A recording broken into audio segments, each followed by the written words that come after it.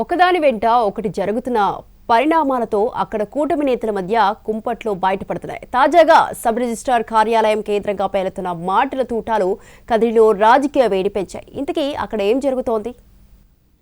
కదిరి లక్ష్మీ నరసింహస్వామి బ్రహ్మోత్సవాలలో అత్యంత కీలకమైన రథోత్సవంలో టీడీపీ బీజేపీ నేతల మధ్య విభేదాలు బయటపడ్డాయి.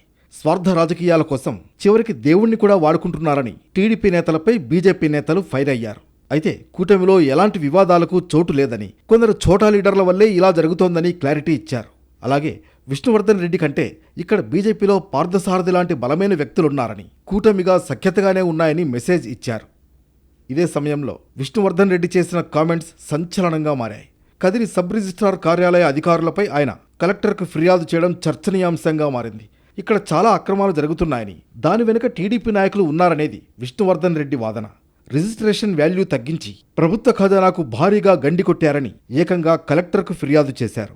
సత్యసాయి జిల్లా కదిరి పట్టణంలో గత వైఎస్ఆర్ కాంగ్రెస్ పార్టీ ప్రభుత్వం చివరి నుంచి ఇప్పుడు మా ఎన్డీఏ ప్రభుత్వం వచ్చిన తర్వాత కూడా గత దాదాపు 2 నుంచి 2.5 సంవత్సరాల కాల వ్యవధిలో కదిరి సబ్ రిజిస్టర్ కార్యాలయంలో కోట్ల రూపాయలకు సంబంధించినటువంటి నిధులను ప్రజల నుంచి వసూలు చేసి సబ్ రిజిస్టర్ కార్యాలయంలో సబ్ రిజిస్టర్లు, కొంతమంది సబ్ రిజిస్టర్ ఆఫీసుల సిబ్బంది, దళారులు కలిసి ప్రభుత్వ ఆదాయానికి గండి కొట్టి కోట్ల రూపాయలు దోచుకోవడం జరిగింది. పెద్ద ఎత్తున అవినీతి అక్రమాలు చేయడం జరిగింది.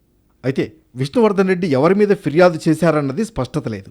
టీడీపీ నేతలు అంటున్నా వారెవరన్నది పేర్లు చెప్పడం లేదు.